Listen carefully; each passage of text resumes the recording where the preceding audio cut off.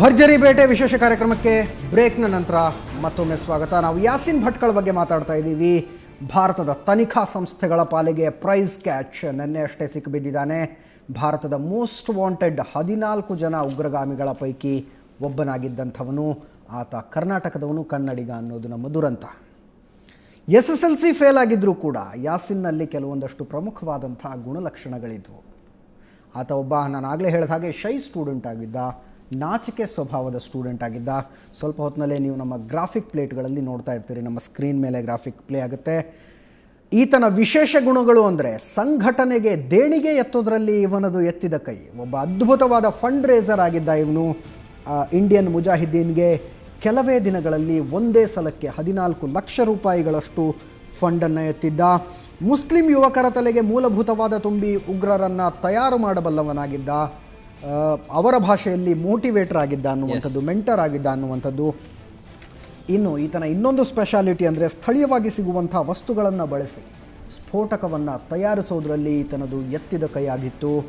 ಸ್ಥಳೀಯವಾಗಿ ಸಿಗೋ ವಸ್ತುಗಳು ಡೀಸೆಲ್ ಆಗಿರಬಹುದು, ಯೂರಿಯಾ ಆಗಿರಬಹುದು, ಅಮೋನಿಯಂ ನೈಟ್ರೇಟ್ ಆಗಿರಬಹುದು ಮತ್ತು ಡಿಟೋನೇಟರ್ಗಳನ್ನು ಕೂಡ ಈತ ಸ್ವತಃ ತಯಾರಿಸಬಲ್ಲವನಾಗಿದ್ದ. ಇನ್ನು ಅದನ್ನು ಹೊರತುಪಡಿಸಿದರೆ ವೇಷ ಮರೆಸ್ಕೊಂಡು ಇರೋದರಲ್ಲಿ, ಪೊಲೀಸ್ ದಾಳಿಯ ಸುಳಿವು ಹಿಡಿಯೋದ್ರಲ್ಲಿ ಈತನದು ಎತ್ತಿದ ಕೈ. ಒಂದೊಂದು ಊರಿನಲ್ಲಿ ಒಂದೊಂದು ಐಡೆಂಟಿಟಿ ಇಟ್ಕೊಂಡು ಬದುಕ್ತಾ ಇದ್ದಂಥ ಮನುಷ್ಯ. ಇನ್ನು ಭಯೋತ್ಪಾದಕ ಕೃತ್ಯಗಳಿಗೆ ಇಮೇಲ್ ಮತ್ತು ಫೋನ್ ಬಳಸದೆ ಸಂಪರ್ಕ ಸಾಧಿಸುವಂಥದ್ರಲ್ಲಿ ಈತ ಪರಿಣಿತಿಯನ್ನು ಪಡೆದಿದ್ದ. ಪೊಲೀಸರು ಫೋನ್ಗಳನ್ನು ಟ್ಯಾಪ್ ಮಾಡಿರ್ತಾರೆ, ಇಂಟರ್ನೆಟ್ ಕನೆಕ್ಷನ್ನ ಫಾಲೋ ಮಾಡ್ತಿದ್ದಾರೆ ಅನ್ನುವಂಥ ಕಾರಣಕ್ಕಾಗಿ ಅದ್ಯಾವುದೂ ಇಲ್ಲದೆ ಈತ ಭಯೋತ್ಪಾದಕ ದಾಳಿಗಳನ್ನು ಸಂಘಟಿಸಬಲ್ಲವನಾಗಿದ್ದ. I think he is one of the very few criminals ಅಂತ ಅನ್ಕೊಳ್ತೀನಿ. ಇಷ್ಟು ಇಂಟೆಲಿಜೆಂಟ್ ಆಗಿ SLC ಫೇಲ್ ಆಗಿದ್ರು ಕೆಲಸ ಮಾಡಿದಂಥವರು, ಅದು ಆ ಇಂಟೆಲಿಜೆನ್ಸಿಯನ್ನು ಒಳ್ಳೆಯ ಕಾರ್ಯಕ್ಕೆ ಬಳಸ್ಕೊಳ್ಳಿಲ್ಲ ಅನ್ನೋದು ನಿಜಕ್ಕೂ ದುರಂತದ ಪ್ರಶ್ನೆ. ಮತ್ತು ರಿಯಾಜ್ ಭಟ್ಕಳನಿಗೂ ಈತನಿಗೂ ಇದ್ದಂಥ ಪ್ರಮುಖವಾದಂಥ ವ್ಯತ್ಯಾಸ, ರಿಯಾಜ್ ಭಟ್ಕಳ್ ದಾಳಿಯ ನಂತರ ಇಮೇಲ್ ಕಳಿಸ್ಬಿಡ್ತಿದ್ದ, ನಾವೇ ಮಾಡಿದ್ದು ಅನ್ನುವಂಥದ್ದು. ಎಸ್ ಅದು ಪ್ರಮುಖ ಕ್ಲೂ ಆಗ್ಬಿಡ್ತಿತ್ತು. ಆಲ್ ರೈಟ್, ಈಗ ಅಜಿತ್, ಯಾಸಿನ್ ಭಟ್ಕಳ್ಗೂ ಮತ್ತು ಕರ್ನಾಟಕಕ್ಕೂ ಇರುವಂಥ ಲಿಂಕ್ ಏನಿದೆ ಅದರ ಬಗ್ಗೆ ನಾವು ಕೆಲವಾರು ಗ್ರಾಫಿಕ್ಸ್ ಪಾಯಿಂಟ್ಸ್ಗಳನ್ನು ನೋಡ್ತಾ ಹೋಗೋಣ. ಅವಾಗಲೇ ಹೇಳಿದ್ರಿ, ಅವನು ಕರ್ನಾಟಕದ ಭಟ್ಕಳದಲ್ಲಿ ಹುಟ್ಟಿದ್ದು ಮತ್ತು ಬೆಳೆದಿದ್ದು. ಅದು ನಿಜಕ್ಕೂ ಕೂಡ ನಮ್ಮ ದುರಂತ ಅಂತ ಹೇಳಿದ್ರೆ ತಪ್ಪಾಗೋದಿಲ್ಲ ಅಂತ ಭಾವಿಸ್ತೇನೆ. ಅದಾದಮೇಲೆ ಇಂಡಿಯನ್ ಮುಜಾಹಿದ್ದೀನ್ ಸಂಘಟನೆಯನ್ನು ಸಂಘಟಿಸಿದ್ದು ಮಹಾರಾಷ್ಟ್ರದ ಪುಣೆಯಲ್ಲಿ ಅವನು ಸಂಘಟನೆ ಮಾಡ್ತಾನೆ. ಮಹಾರಾಷ್ಟ್ರದ ನಂತರದಲ್ಲಿ ಕರ್ನಾಟಕದ ಕಡೆಗೆ ಗಮನ ಹರಿಸ್ತಾನೆ. ಆವಾಗಲೇ ಅಜಿತ್ ಅವರು ಕೂಡ ಒಂದು ವಿಚಾರವನ್ನು ಉಲ್ಲೇಖ ಮಾಡ್ತಿದ್ರು, ಮಂಗಳೂರಲ್ಲಿ ಸಾಕಷ್ಟು ಬಾಂಬ್ಗಳನ್ನು ತಯಾರು ಮಾಡಲಾಗ್ತಾ ಇತ್ತು ಅಂತ. ಕರ್ನಾಟಕ ಅಂತಂದ್ರೆ ನಾವು ಎಲ್ಲರೂ ಏನೋ ಒಂದು ಬ್ಲೈಂಡ್ ಐಸನ್ನು ಕರ್ನಾಟಕದ ಕಡೆಗೆ ಇಟ್ಟಿರ್ತೀವಿ, ಅಲ್ಲಿ ಏನು ಅಂಥ ಭಯೋತ್ಪಾದನಾ ಕೃತ್ಯಗಳು, ಭಯೋತ್ಪಾದನಾ ಜಾಲಗಳು ಇರೋದಿಲ್ಲ ಅಂತ ಒಂದು ಬ್ಲೈಂಡ್ ಬಿಲೀಫು, ಒಂದು ಫಿಯರ್ಸ್ ಅನ್ನು ಇಟ್ಬಿಟ್ಟಿದ್ದೀವಿ. ಆದರೆ ಅದೆಲ್ಲವನ್ನ ಕೂಡ ಸುಳ್ಳು ಮಾಡಿ ಒಂದು ಶಾಕ್ ಕೊಟ್ಟಂಥವನು ಈ ಯಾಸಿನ್ ಭಟ್ಕಳ್. ನಂತರದಲ್ಲಿ ಬಿಹಾರದ ಕಡೆಗೆ ಗಮನ ಕೇಂದ್ರೀಕರಿಸುವ ತನಕ ಕರ್ನಾಟಕವನ್ನೇ ಅವನು ತನ್ನ ಹೆಡ್ ಕ್ವಾರ್ಟರ್ ಮಾಡ್ಕೊಂಡಿದ್ದ. This is very shocking Ajit. ಖಂಡಿತವಾಗಿ ಈ ವಿಷಯ ಬಹಿರಂಗ ಆಗಿರಲಿಲ್ಲ. 2008 ಅಕ್ಟೋಬರ್ 3ನೇ ತಾರೀಕಿಗೆ ಮಂಗಳೂರು ಪೊಲೀಸರು ಒಂದು ದೊಡ್ಡ ಕಾರ್ಯಾಚರಣೆಯನ್ನು ನಡೆಸ್ತಾರೆ. ಆ ಕಾರ್ಯಾಚರಣೆ ವಿಷಯದಲ್ಲಿ ಮಂಗಳೂರು ಮತ್ತು ಉಲ್ಲಾಳಗಳಲ್ಲಿ 2 ಕಡೆ ದಾಳಿಯನ್ನು ಮಾಡ್ತಾರೆ ಪೊಲೀಸರು. ಮೊದಲನೇ ರೌಂಡ್ನಲ್ಲಿ ದಾಳಿ ಮಾಡಿದಾಗ 4 ಜನ ಸಿಕ್ಕಿಬೀಳ್ತಾರೆ. ಮೊಹಮ್ಮದ್ ಅಲಿ, ಜಾವೇದ್ ಅಲಿ, ಸೈಯದ್ ಮೊಹಮ್ಮದ್ ನೌಶಾದ್ ಮತ್ತು ಅಹಮದ್ ಬಾವಾ. ಈ 4 ಜನ ಮಂಗಳೂರು ಪೊಲೀಸರು ನಡೆಸಿದಂಥ ದಾಳಿಯಲ್ಲಿ ಮೊದಲಿಗೆ ಸಿಕ್ಕಿ ಬೀಳುವಂಥವರು. ಅದರಲ್ಲೂ ಈ ಸೈಯದ್ ಮೊಹಮ್ಮದ್ ನೌಶಾದ್ ಅನ್ನುವಂಥವನೇನಿದ್ದಾನೆ, ಈತನ ಹತ್ರ ತುಂಬ ಮಾಹಿತಿ ಇರುತ್ತೆ. ಅದರಲ್ಲೂ ಭಟ್ಕಳ್ ಸಹೋದರರ ಬಗ್ಗೆ ಇವನಲ್ಲಿ ತುಂಬ ಹೆಚ್ಚಿನ ಮಾಹಿತಿ ಇರುವಂಥದ್ದು.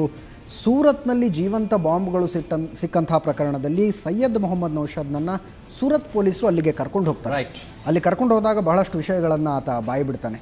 ಸೂರತ್ನಲ್ಲಿ ಬಾಂಬ್ಗಳು ಬ್ಲಾಸ್ಟ್ ಆಗದೇ ಇದ್ದಾಗ ರಿಯಾಜ್ ಭಟ್ಕಳ್ ಈತನನ್ನು ಬೈದಿರ್ತಾನೆ, ನೀನೊಬ್ಬ ಟೆರರಿಸ್ಟೇ ಅಲ್ಲ, ನೀನು ಎಲ್ಲಾನ ಸೇವೆ ಮಾಡೋದಕ್ಕೆ ಬರೋದಿಲ್ಲ ಅಂತ ಬೈದಿದ್ದ ಅನ್ನುವಂಥ ವಿಷಯ. ನಂತರದಲ್ಲಿ ಈ ಭಟ್ಕಳ್ ಸಹೋದರರ ಬಗ್ಗೆ ಪ್ರಮುಖ ಮಾಹಿತಿಗಳನ್ನ ಈ ಬಂಧಿತರು ಬಾಯಿ ಬಿಡ್ತಾರೆ. ಅದೇನು ಅಂತ ಗಮನಿಸ್ತಾ ಹೋಗೋಣ. ಕೊಪ್ಪ ಮತ್ತು NR ಪುರ ತಾಲೂಕುಗಳಲ್ಲಿ ರಿಯಾಜ್ ಭಟ್ಕಳ್ ಸಾಕಷ್ಟು ಅಡುಗುದಾಣಗಳನ್ನು ಮಾಡ್ಕೊಂಡಿದ್ದಾರೆ ಅನ್ನೋದು ಮಾಹಿತಿ, ಅವರು ಕೊಟ್ಟಂತ ಮಾಹಿತಿ ಆಗಿತ್ತು. ಕೊಪ್ಪ ತಾಲೂಕಿನ ವಿಠ್ಠಲಮಕ್ಕಿಯಲ್ಲಿ ಅಡುಗುದಾಣ ಮಾಡ್ಕೊಂಡಿದ್ದಾರೆ. ಯಾರು ತಾನೇ ಊಹಿಸಿರೋದಕ್ಕೆ ಸಾಧ್ಯ ಹೇಳಿ ಅಜಿತ್? ಕೊಪ್ಪ ಅಂತ ಒಂದು ಪುಟ್ಟ ಜಾಗದಲ್ಲಿ ಉಗ್ರಗಾಮಿಗಳು ಅಡುಗುದಾಣಗಳನ್ನು ಮಾಡಿಸ್ಕೊಂಡು ಇಡೀ ದೇಶವನ್ನೇ ಹಾಳು ಮಾಡುವಂಥ ಪ್ರಕ್ರಿಯೆಗಳಿಗೆ ಕೈ ಹಾಕ್ತಿದ್ದಾರೆ ಅಂತಂದ್ರೆ, ಅದಕ್ಕಿಂತಲೂ ನೀವು ನಂಬೋದಕ್ಕೆ ಕಷ್ಟ ಆಗುವಂಥ ಇನ್ನೊಂದು ಮಾತನ್ನು ಹೇಳ್ತೀನಿ. ಅಹಮದ್ ಬಾವಾ ಅನ್ನುವಂಥವನು ಇವರಿಗೆ ಈ 2 ಅಡಗದಾಣಗಳನ್ನು ಮಾಡಿಕೊಟ್ಟಿದ್ದ. ಆತ ಮೂಲತಃ ಇಂಡೋನೇಷ್ಯಾದವನು. ಎಸ್ ಜೊತೆಗೆ ಎನ್ಆರ್ ಪುರ ತಾಲೂಕಿನ ಹಕ್ಕಲ ಮನೆಯಲ್ಲಿ ಅಡಗುದಾಣವನ್ನ ಈತರು ಮಾಡ್ಕೊಂಡಿದ್ರು.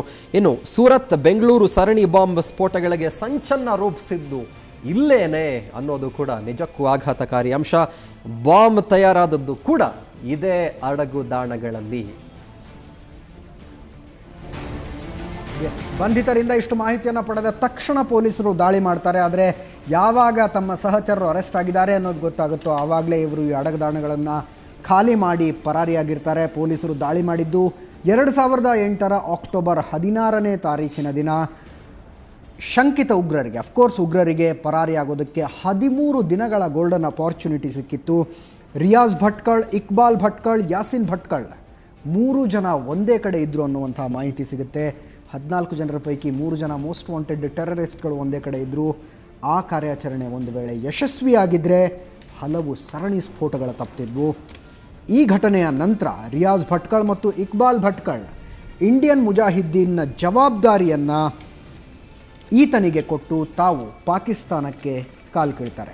ಓಕೆ, ಇದು ಕರ್ನಾಟಕ ಮತ್ತು ಯಾಸಿನ್ ಭಟ್ಕಳ್ ಇವರಿಬ್ಬರ ನಡುವೆ ಇದ್ದಂಥ ಒಂದು ಲಿಂಕನ್ನು ನಾವು ಹೇಳಿದ್ವಿ. ಇದೀಗ ಯಾಸಿನ್ ಮತ್ತು ಕೋಲ್ಕತ್ತಾಗೆ ಇರುವಂತಹ ಲಿಂಕ್ನ ಬಗ್ಗೆ ಬಹುಶಃ ಚರ್ಚೆ ಮಾಡ್ಬೋದು ಅಂತ ಅನ್ಕೊಳ್ತೀನಿ. ಸಮಯಾವಕಾಶ ಇದೆ ಅಂತ ಅನ್ಕೊಳ್ತೀನಿ. All right, okay. ಕೆಲವಾರು ವಿಚಾರಗಳನ್ನ ಪ್ರಸ್ತಾಪ ಮಾಡೋದಾದ್ರೆ, ಹೆಸರು ಬದಲಾಯಿಸಿಕೊಂಡು ಬದುಕೋದ್ರಲ್ಲಿ ಪರಿಣಿತನಾಗಿದ್ದ ಯಾಸಿನ್ ಭಟ್ಕಳ್ ಜೊತೆಗೆ ನೀವು ಅವಾಗಲೇ ಹೇಳ್ತಿದ್ರಿ ಹಲವಾರು ಕಡೆ ಹೆಸರುಗಳನ್ನ ಈತ ಬದಲಾಯಿಸಿಕೊಂಡು ವಾಸ ಮಾಡ್ತಿದ್ದ. ಆಲ್ ರೈಟ್ ಅಜಿತ್, ಇವೆಲ್ಲವೂ ಕೂಡ ಕರ್ನಾಟಕ, ಕೋಲ್ಕತ್ತಾ ಜೊತೆಗೆ ಯಾಸಿನ್ನ ಸ್ಪೆಷಲ್ಗಳ ಬಗ್ಗೆ ನಾವು ಚರ್ಚೆಯನ್ನು ಮಾಡ್ತಾ ಇದ್ವಿ. ಆದರೆ ಯಾಸಿನ್ ಭಟ್ಕಳ್ ಅರೆಸ್ಟ್ ಆಗಿದ್ದಾನೆ. ಒಂದು ವಿಕ್ಟರಿ ನಮಗೆ ಸಿಕ್ಕಿದೆ, ಒಪ್ಕೊಳ್ತೀನಿ. ಇಟ್ಸ್ ಎ ಪ್ರೈಸ್ ಕ್ಯಾಚ್, ತಿಮಿಂಗ್ಲ ಸಿಕ್ಕಿದೆ, ಎಲ್ಲ ಒಪ್ಕೊಳ್ತೀನಿ. ಆದರೆ ಇಷ್ಟರ ಮಟ್ಟಿಗೆ, ಇಷ್ಟು ಮಾತ್ರಕ್ಕೆ ನಿಟ್ಟುಸಿರು ಸಾಧ್ಯನಾ? ಖಂಡಿತವಾಗಿಯೂ ಇಲ್ಲ. ಭಾರತದಲ್ಲಿ ಬಂದಿರುವಂಥ ಮೋಸ್ಟ್ ವಾಂಟೆಡ್ ಟೆರರಿಸ್ಟ್ಗಳನ್ನು ಮಾತ್ರ ನಾವು ಹಿಡ್ಕೊಳ್ತಾ ಇರುವಂಥದ್ದು. ಪಾಕಿಸ್ತಾನದಲ್ಲಿ ಇನ್ನೂ 12 ಜನ ಇದ್ದಾರೆ, ಬಹಿರಂಗವಾಗಿ ಓಡಾಡ್ಕೊಂಡಿದ್ದಾರೆ. ಪಾಕಿಸ್ತಾನದ ಸಮಾಜದಲ್ಲಿ ಅವರು ಮಹಾದಾನಿಗಳು ಅನ್ನಿಸ್ಕೊಂಡಿದ್ದಾರೆ, ಧಾರ್ಮಿಕ ವಿದ್ವಾಂಸರು ಅನ್ನಿಸ್ಕೊಂಡಿದ್ದಾರೆ. ಉದಾಹರಣೆಗೆ ನಮ್ಮ ಲಷ್ಕರ್ ಎ ತಯ್ಯಬಾದ ಸಂಸ್ಥಾಪಕರು, ಅಲ್ಲಿ ಅವರು ಯೂನಿವರ್ಸಿಟಿಗಳನ್ನು ನಡೆಸ್ತಾರೆ. ಆದರೆ ಇಲ್ಲಿ 26/11 ಅಂಥ ದಾಳಿಗಳನ್ನು ಮಾಡ್ತಾರೆ. ಮತ್ತೊಂದು ಕಡೆ ದಾವೂದ್ ಇಬ್ರಾಹಿಂನಂಥವರು ಅವರು ನಮ್ಮಲ್ಲಿ ಇಲ್ಲ ಅನ್ನುವಂಥ ಮಾತುಗಳನ್ನು ಪಾಕಿಸ್ತಾನ ಸರ್ಕಾರ ಅಧಿಕೃತವಾಗಿ ಹೇಳುತ್ತೆ. ಆದರೆ ಪಾಕಿಸ್ತಾನದ ಕರಾಚಿಯಲ್ಲಿ ಡಿಫೆನ್ಸ್ ಕಾಲನಿಯಲ್ಲಿ ವೈಟ್ ಹೌಸ್ ಅನ್ನುವಂಥ ಮನೆ ಕಟ್ಕೊಂಡು ಆತ ಇದ್ದಾನೆ ಅನ್ನುವಷ್ಟರ ಮಾಹಿತಿ ಭಾರತದ ಇಂಟೆಲಿಜೆನ್ಸ್ನವ್ರ ಹತ್ರ ಇದೆ. ಇದೆಲ್ಲವನ್ನೂ ನೋಡ್ತಾ ಇದ್ರೆ ಎಲ್ಲೋ ಒಂದು ಕಡೆ ಅಮೆರಿಕ ಹೇಗೆ ತನ್ನ ನೆಲದ ಮೇಲೆ ದಾಳಿ ಮಾಡಿದವ್ರನ್ನ ಅಟ್ಟಾಡಿಸ್ಕೊಂಡು ಹೋಗಿ ಅವ್ರು ಎಲ್ಲಿರ್ತಾರೋ ಅಲ್ಲೇ ಕೊಲ್ಲುತ್ತೋ, ಅವ್ರು ಎಲ್ಲಿರ್ತಾರೋ ಅಲ್ಲೇ ದಾಳಿ ಮಾಡೋದು, ಅಂಥದ್ದೊಂದು ಧೈರ್ಯ ಭಾರತಕ್ಕೆ ಬರಬೇಕು ಅಂತ ಅನ್ನಿಸ್ತಾ ಇದೆ.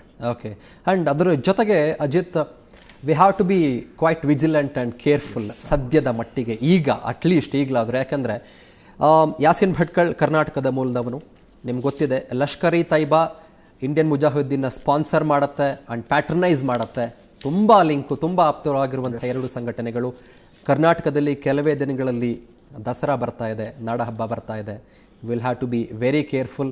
ಇಂಟೆಲಿಜೆನ್ಸ್ ಏಜೆನ್ಸಿಗಳು ಭದ್ರತಾ ಕೆಲಸಗಳನ್ನು, ಕಾರ್ಯಗಳನ್ನು ಕೂಡ ಕೈಗೊಳ್ಳಬೇಕು. ಒಂದು ವಿಶ್ ಮಾತ್ರ ಮಾಡಬಹುದು. ಈ 1 ತಿಂಗಳಲ್ಲಿ ನಡೆದಂಥ 2 ದಾಳಿಗಳೇನಿದೆ, 2 ಬಂಧನಗಳೇನಿದೆ, ಈ ಬಂಧನಗಳು ಭಾರತದಲ್ಲಿ ಇಸ್ಲಾಮಿಕ್ ಟೆರರಿಸಂನ ಮುರಿಬೇಕು ಅನ್ನುವಂಥ ವಿಶ್ನ ಮಾತ್ರ ನಾವು ಕಾರ್ಯಕ್ರಮದ ಕೊನೆಯಲ್ಲಿ ಮಾಡಬಹುದು.